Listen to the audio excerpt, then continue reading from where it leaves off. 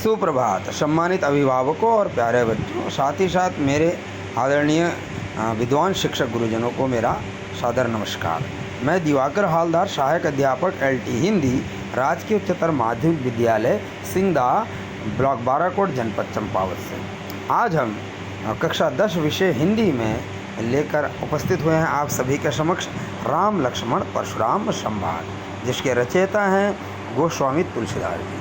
सर्वप्रथम हम आज गोस्वामी तुलसीदास जी के जीवन परिचय के संबंध में पढ़ेंगे।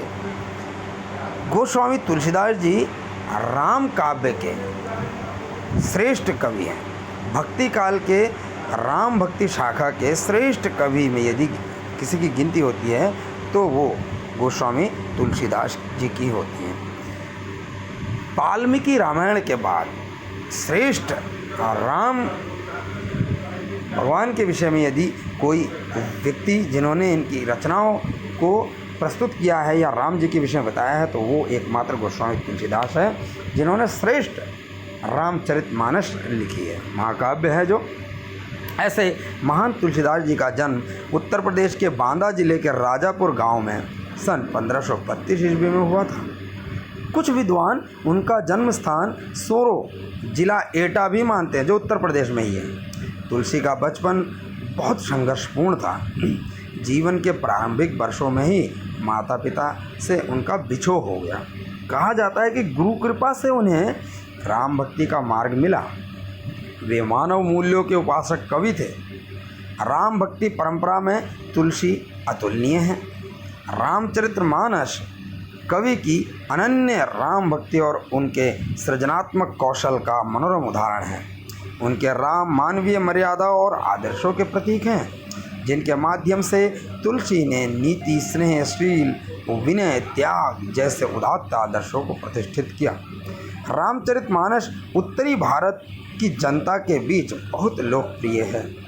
मानस के अलावा कवितावली, गीतावली, दोहावली, कृष्ण गीतावली, विनय पत्रिका, हनुमान बाहु आदि उनकी प्रमुख रचनाएं हैं। अवधी और ब्रज दोनों भाषाओं पर उनका समान अधिकार था। सन 1623 ईस्वी में काशी में उनका देहावसान हुआ। 1623 ईस्वी से आशय है संवत 1680, 57 साल का अंतर होता है संवत और ईस्वी में। इसके ऊपर एक उक्ति है जिसको मैं यहाँ पढ़ दे रहा हूँ।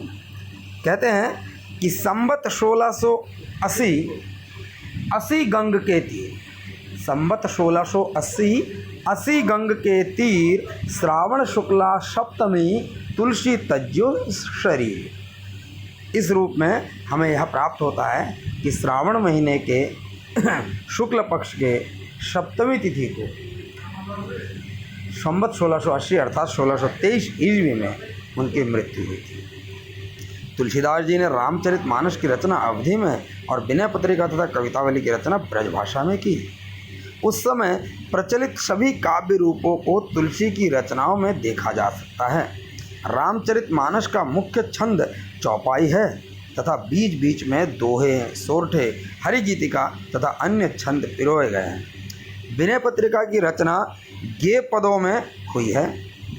कवितावली में सवैया और कवित्व छंद की छटा देखी जा सकती है। उनकी रचनाओं में प्रबंध और मुक्तक दोनों प्रकार के काव्यों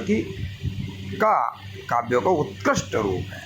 अगर हम बात करें तुलसीदास जी के इस रूप में, जीवन परिचय के रूप में, तो तुलसीदास जी राम भक्ति शाखा के श्रेष्ठ कवि हैं, मानस के हंस है। मानवीय गुणों से युक्त श्रेष्ठ राम के जीवन का उन्होंने जो कोना कोना हमको बताया है, ऐसा अन्यत्र कहीं देखने को नहीं मिलता। इसलिए हे देवों के देव, श्रेष्ठ बंदे या सारे पुरुषों में उत्तम श्रेष्ठ राम जी के अनन्य उपासक तुलसीदास जी को बारंबार नमन करता हूँ और सभी से आग्रह करता हूँ कि आप तुलसीदास जी के जन्म परिचय के विषय में और अधिक जानकारी प्राप्त करने के लिए इंटरनेट के द्वारा आप जानकारी ले सकते हैं। यहाँ पुस्तकीय रूप में मैंने सिर्फ जानकारी दी है, आप इसको बहुत अच्छी तरीके से साफ साफ पढ़ेंगे और अपनी उत्तर पुस्तिका में नोट करेंगे सभी विद्यार्थियों से, लेकिन शुद्धता के साथ।